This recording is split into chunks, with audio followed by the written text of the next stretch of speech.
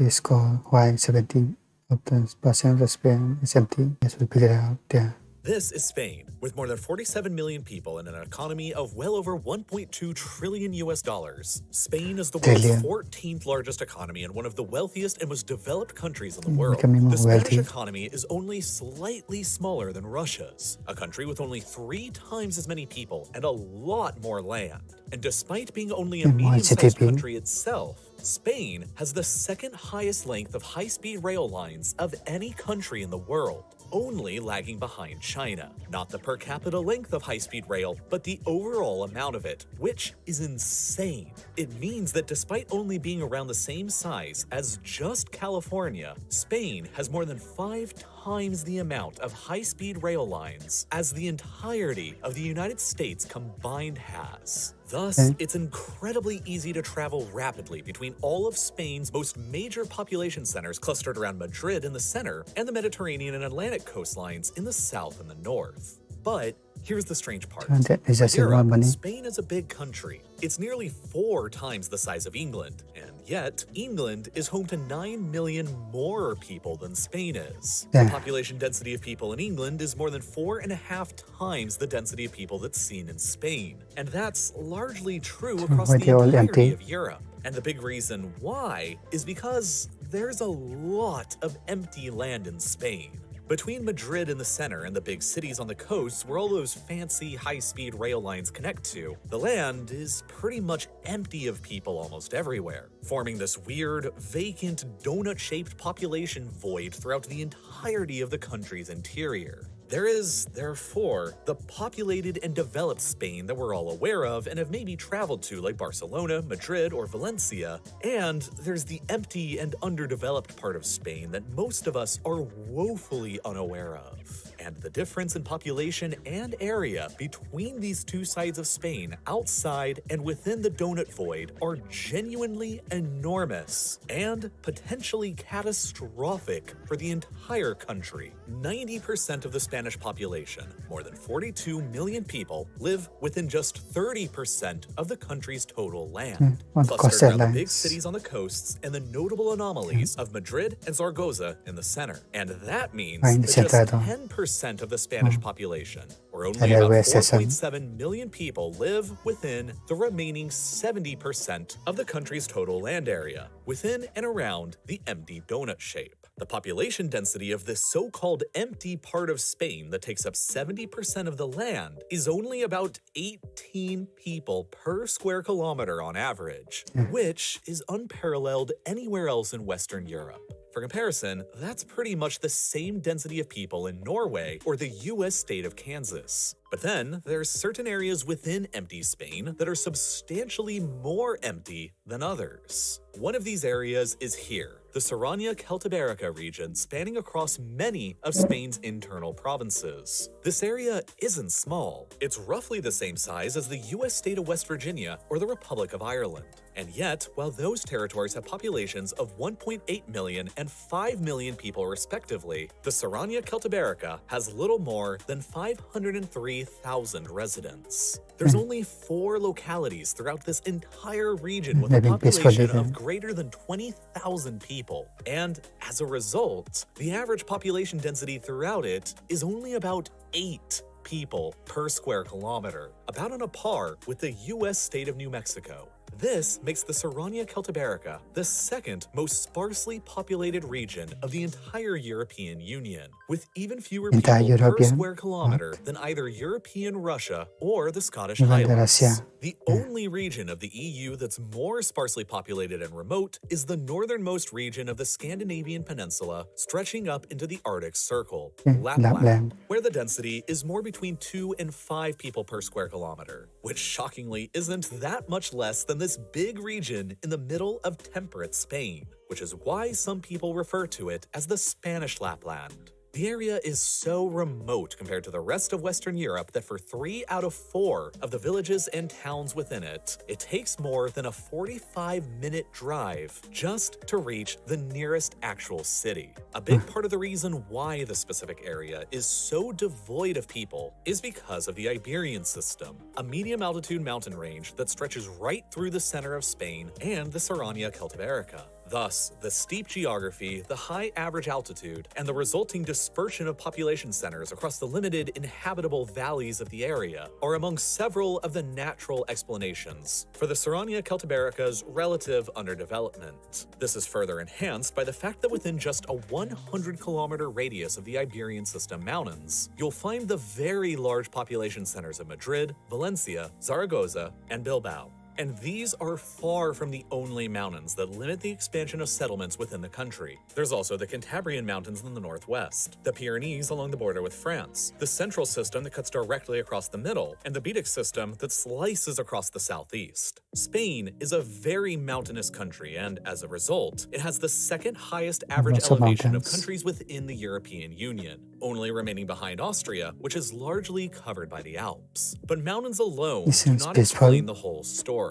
Austria makes and sense. Switzerland are both far more mountainous than Spain is on average, and yet they both are substantially more densely populated on average. A lot of the further reasons why the Spanish interior is so relatively empty is because of a long history of tragedies and centralized government policies. Over the past 50 years, the rural regions of Spain have lost 28% of their populations, and the story that explains why begins back in the 1930s, with the rise to power of Francisco Franco. The Spanish Civil War was fought between the left-wing Republicans and the right-wing nationalists for 3 years between 1936 and 1939, immediately prior to the Second World War, and the violence was devastating, leaving around 500,000 people dead across the country. Franco emerged victorious and established a fascist-style dictatorship in Spain, closely connected to his Civil War-era allies of Nazi Germany and Fascist Italy, though he kept Spain officially neutral throughout World War II. As a result, his dictatorship survived the war, and Spain continued to effectively function as an authoritarian right-wing police state for decades until his death 30 years later in 1975. And because of that, Francoist-era Spain remained a sort of international pariah state that was relatively isolated for a long time. Spain didn't join the United Nations until 1955, and didn't join the European Economic Community, the precursor of the European Union, until 1986, decades after it was initially formed. Independent political parties and trade unions within the country during the dictatorship were banned, and the country initially pursued an economic policy of autarky, aiming to become completely self-reliant. In the aftermath of the wide-scale destruction from the Civil War, Spain's economy remained stagnant for decades. This situation generated a big exodus from Spain of people who came into conflict with the regime, or who were experiencing economic hardships, and as a result, Spain experienced decades of net emigration out of the country during the post-war era. But the real plummeting of the rural Right now. countryside began in 1959.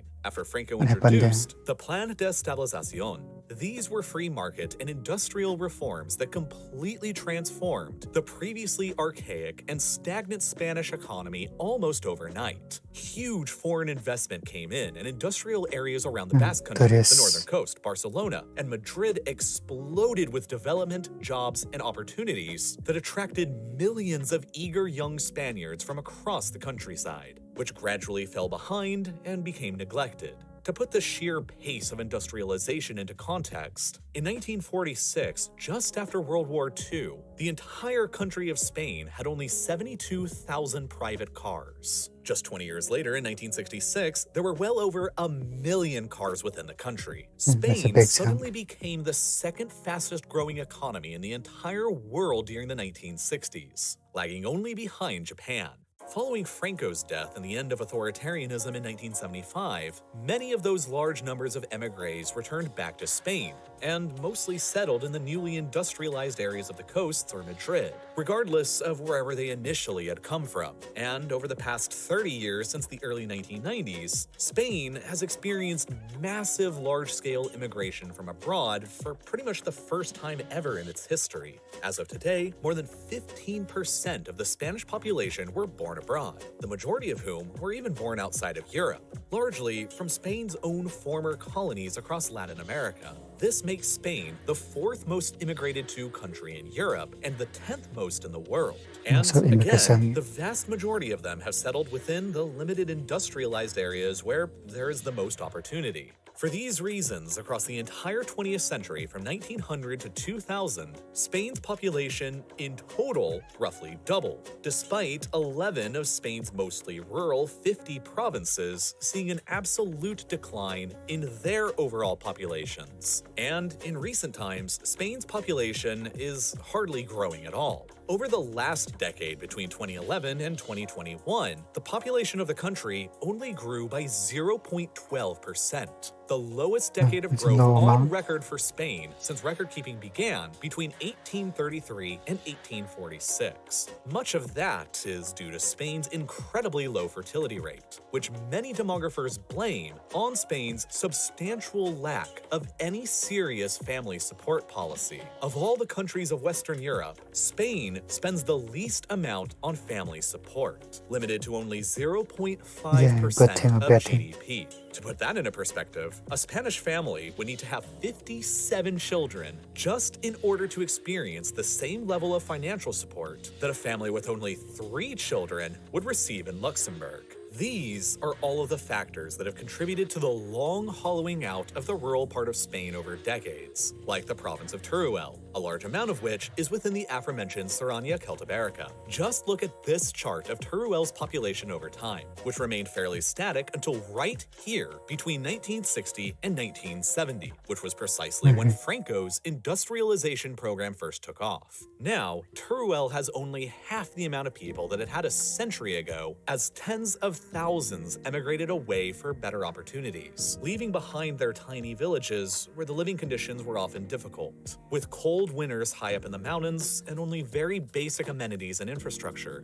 And that lack of investment into infrastructure here continues. 40% of the small population that remains in Teruel continues to lack any kind of internet broadband coverage, and the province only has a single ultra-slow train that travels at just 30 kilometers an hour through it, which became a bit of a meme on Spanish social media after this video showed even a tractor overtaking it. And this is all a very far cry from the more developed parts of Spain like Madrid, widely regarded as a major tech hub for the entire European continent, with high-speed rail lines traveling 10 times faster than the slow-moving train through Teruel. The lack of investment and infrastructure in these kinds of rural communities continues to make them less attractive places to live in. And as they become less attractive, less people live there and more move away, and the even less attractive they become for investment. It's all just a pretty vicious cycle, and the Spanish state has seemingly done very little to ever reverse the overall trend over the decades. And thus, this is how we've come to a point now where 90% of Spain's population lives within just 30% of the land, while the remaining scattered few of the 10% live within 70% of the land. And the only way that Spain can fix the problem in the future is inevitably going to be through increasing investments into developing the region to becoming actually attractive to live there once again.